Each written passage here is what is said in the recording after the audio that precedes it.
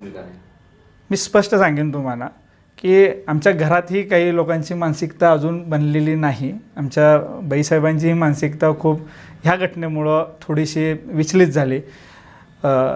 आम्ही 2-3दा ह्या गोष्टीवर बोललोही, पण आपली जीभ आणि आपलेच दात असल्याकारणानं थोडंसं घरी शांतता राहिली. पण एकंदर ह्या सगळ्या ज्या गोष्टी घडत आहेत ह्या पटलेल्या नाही आहेत हे वातावरणही मला दिसते. त्यामुळंच मी स्वतः ह्या निवडणुकीमध्ये कोणत्या चिन्हाचा प्रचार करावा एवढा गोंधळाची परिस्थिती आहे की इथं पक्षाचंच कुठं सगळे अपक्ष उमेदवार असेल तर ह्याला बांधून ठेवायला पक्षाचं कुठंच झेंडा नाही. झेंडे घेऊन फिरता येत हे खरं, पण ह्याच्यामध्ये राजकीय परिपक्वता एवढी दिसते आहे की ही उद्या उमेदवार कोणत्याही बंधनासाठी नाहीत. उद्या उमेदवार ज्याची सत्ता चुकून वाकून समोरच्याची सत्ता आली तर ही उमेदवार तिथं आरामात जाऊ शकतात, कारण की ह्यांना व्हीपच लागू होत नाही.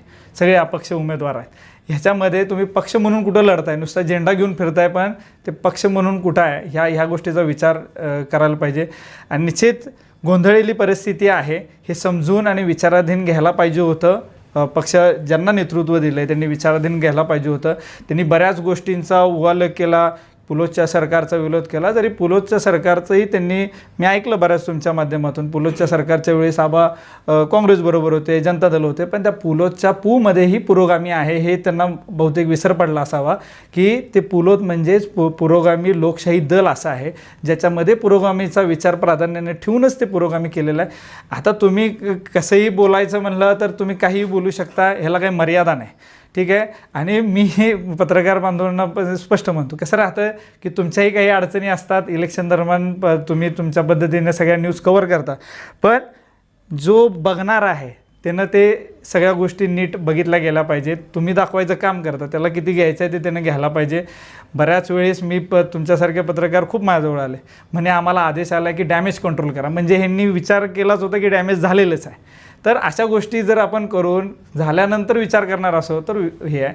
आपल्यापेक्षा विचारानं आणि वयानं आणि पक्षासाठी भरपूर लोकांनी 50-60 वर्ष दिलेली आहे, त्यांचं थोडं ऐकलं, त्यांच्या विचाराने जर पक्ष गेला, पक्ष काही एखाद्याची वैयक्तिक प्रॉपर्टी नाही की मला आज वाटते म्हणून मला वाटतं की आमदार व्हावं, पण पक्षानं मला सांगितलं की नाही तुम्हाला 2 पावलं मागे घेतलं, पक्षाचा विचार प्राधान्याने पुढं ठेवायला पाहिजे. तर निश्चित या पद्धतीनं ज्यावेळेस असंख्य लोक घरात, पण आपण जर 4 लोक असो तर आपलं मनमानी नाही चालत ना, तर त्या पद्धतीने पक्षही असतो. पक्षाच्या वेळेस सगळ्या ज्येष्ठ मंडळींना विश्वासात घेऊन करायला पाहिजे होतं.